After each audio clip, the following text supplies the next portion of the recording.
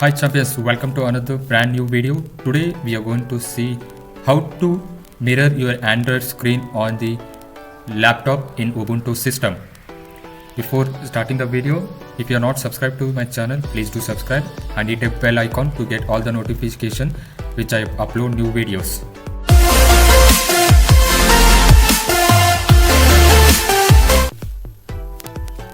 Firstly, open the terminal in your system. So after opening the terminal, so type it as sudo apt add repository universe. Without this you cannot access. So after adding this, so you're going to type it as sudo apt install android tools-adb. Hit enter. So after this, let me clear this. So you're going to add it as sudo apt install ffmpeg. Hit enter. So it is showing that already installed.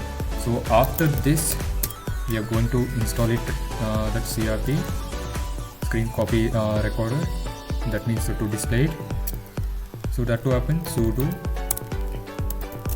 apt install scrcpy. Enter. So after, so this is going to install the screen copy. That means the Android screen is going to copy into the Ubuntu system.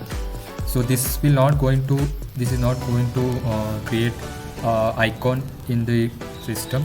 If we search for screen copy, it is not there.